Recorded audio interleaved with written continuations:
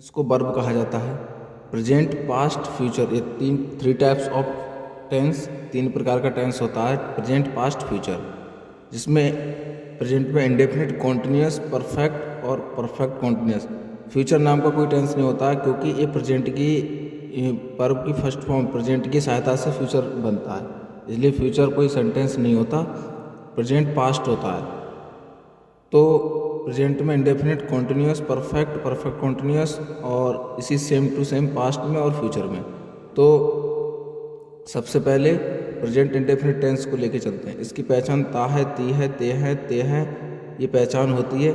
वैसे तो ये पहचान ठीक है पहचानने के लिए, और जो परमानेंट एक्शन होते हैं, जो 90% फिक्स होते हैं, जो परमानेंट एक्शन होते हैं, वो हमेशा प्रेजेंट में बनते हैं, और जो डेली हैबिट्स होती हैं, यूनिवर्सल ट्रुथ होते हैं, ये सब प्रेजेंट में जाते हैं। और जो 50% फिक्स होते हैं, जो हो भी सकता है नहीं हो सकता है, वो कॉन्टिन्यूस में चला जाता है। ठीक है, जो सेंटेंस 90% फिक्स होते हैं वो प्रेजेंट में रहते हैं, और जो 50% फिक्स होते हैं, हो भी सकता है नहीं हो सकता है, वो कॉन्टिन्यूस में चला जाता है। तो ठीक उसी प्रकार देखिए प्रेजेंट में ही, सी, इट या नाम किसी का सिंगल नाम, उसके साथ स्ट्रक्चर है ये, उसके साथ वर्ब में एस या ई एस, सब्जेक्ट के हिसाब से। सब्जेक्ट अगर सिंगुलर है तो वर्ब में एस ई एस आएगा। अभी सब्जेक्ट हमारे सिंगुलर सब्जेक्ट हैं, ही, सी, इट, नाउन, नेम, तो इसमें वर्ब आएगी, वर्ब में एस ई एस आएगा प्लस अदर वर्ड आएगा। जिस तरीके से गो, ये फर्स्ट फॉर्म है, इसको प्लूरल फॉर्म है, इसको सिंगुलर बनाने के लिए ई एस लगाना पड़ा, तो गोज, ये सिंगुलर वर्ब हो गई, ये सिंगुलर वर्ब हो गई। तो इसमें इसका स्ट्रक्चर सब्जेक्ट प्लस वर्ब की फर्स्ट फॉर्म जो कि प्लूरल होती है, fifth form S E S वाली फॉर्म सिंगुलर होती है, प्लस अदर वर्ड। तो एग्जाम्पल, वह चाय पीता है, तो वह चाय पीता है, तो वह सब्जेक्ट है इसमें, इसके हिसाब से सब्जेक्ट हम ले लेंगे वह, ही, फिर वर्ब पीना, टेक्स या ड्रिंक्स, ड्रिंक्स तो हो जाएगा वह शराब पीता है, ही ड्रिंक्स का मतलब वह शराब पीता है, तो ही टेक्स टी।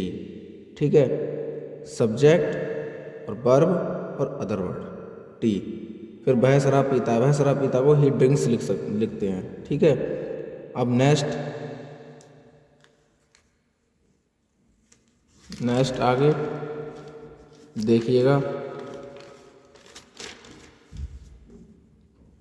वह गाना गाती है, वह गाना गाती है, तो सब्जेक्ट सी, और देखो सी मेरा सब्जेक्ट सिंगुलर है तो वर्ब भी सिंगुलर आएगी, एस एस वाली वर्ब आएगी, तो सी सिंग्स गाना आ सॉन्ग। ठीक है, तुम अंग्रेजी सीखते हो, तुम अंग्रेजी सीखते हो, इसमें तुम यू सीखना लर्न, क्योंकि यू मेरा प्लूरल सब्जेक्ट है, जब प्लूरल सब्जेक्ट होता है तो वर्ब भी एस एस वाली नहीं आएगी, सब्जेक्ट है यू प्लूरल, प्लूरल होने की वजह से वर्ब भी प्लूरल आएगी, बिना एस एस वाली आएगी। लर्न अंग्रेजी यानी कि इंग्लिश, ऑब्जेक्ट मैं रोज़ दौड़ता हूँ, आई दौड़ना, रन, आई देखो प्लूरल सब्जेक्ट है तो रन में एस एस वाला वर्ब नहीं आएगी, क्योंकि ये प्लूरल सब्जेक्ट है तो वर्ब भी प्लूरल होनी चाहिए। तो आई रन डेली। ठीक है, और यो नेगेटिव, नेगेटिव का स्ट्रक्चर क्या होता है, नेगेटिव का structure he, she, it, one, name, एक नाम, ये सिंगुलर सब्जेक्ट है, इसके साथ में नेगेटिव नहीं होगा, सब्जेक्ट होगा, डज होगा, फिर नॉट होगा, वर्ब फर्स्ट फॉर्म होगी, अदर वर्ड होगा। डज नॉट को डजंट इस तरीके से भी लिख सकते हैं। अब एग्जाम्पल, वह काम नहीं करता है, वह काम नहीं करता है, तो स्ट्रक्चर के हिसाब से वह की इंग्लिश पहले सब्जेक्ट आएगा, सब्जेक्ट ही, फिर नेगेटिव के हिसाब से डज, फिर सब्जेक्ट बाद डज नॉट करना, वर्ब की फर्स्ट फॉर्म डू, काम, वर्क। ठीक है, वह किताब नहीं भूलती है, वह सी, लड़की के लिए सी आता है, और फिर डज नॉट, फिर भूलने को फॉरगेट द बुक।